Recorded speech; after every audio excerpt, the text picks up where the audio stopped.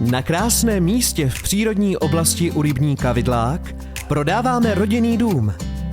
Najdete ho ve Zdeslavicích u Chlístovic a ohromí vás svým prostředím. Jsme na okraji hlubokých lesů v neprůjezdné oblasti, kde je naprostý klid a pohoda.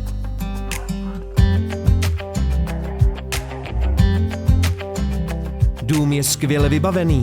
Má novou střechu, na které je solární elektrárna, je tu tepelné čerpadlo i klimatizace.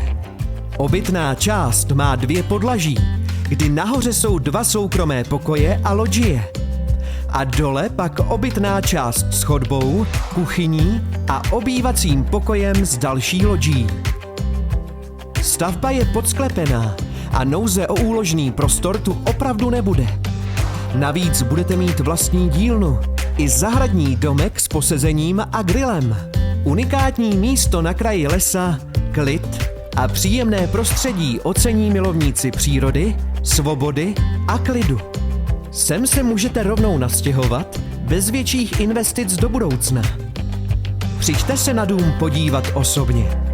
Zveme vás na prohlídku.